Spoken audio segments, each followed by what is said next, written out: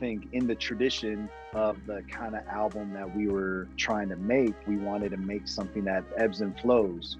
We didn't want every song to just be like beat, bars, chorus, bars, ends. It was challenging enough for us to get together a batch of good songs for the album, but it was nothing for us to just have some beats to make sure we had an interlude, an intro, an outro, and like an instrumental track. So I think you were going to say something about producing the record. And I think you produced the record.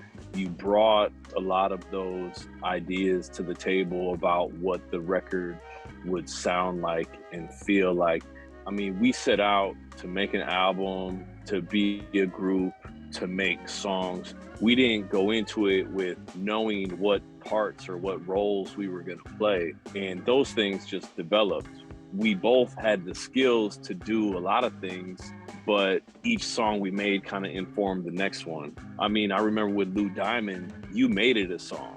There was a beat, there were some raps, maybe the scratch, but I remember coming back to hear it and you made it a song. And I think that was the case for a lot of them, is that we would put ideas together and then you would complete it.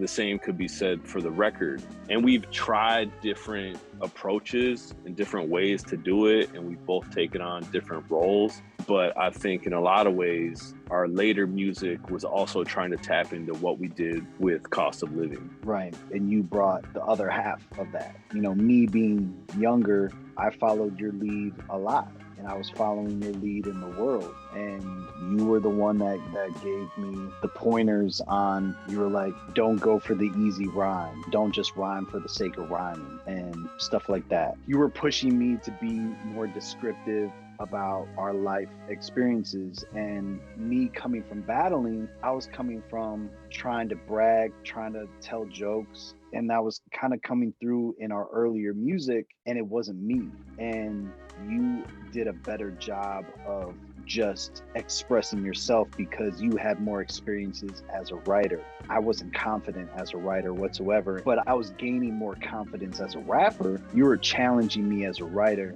And so that's what Cost of Living is. It is digging into our lived experiences up until that point. I mean, this is us having made music for 7 years and trying to make our statement for the world.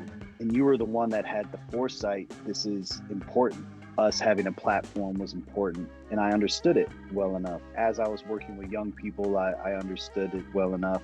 The best way that I could contribute was on the side of what I heard. And it's how I grew up listening to music. It's what I was always attracted to. It's how we are really different. You were never romantic about how things looked or how things sounded. You were much more attracted about content. I was always more attracted to the beats. Even though we were both attracted to the sound of things, like when I listened to rap albums growing up, I definitely just compiled the things that were like my favorite joints that had the favorite beats. It could definitely be some of like the worst bars as long as it had good beats. And so you were the one that was the driving force to make sure that our content had integrity.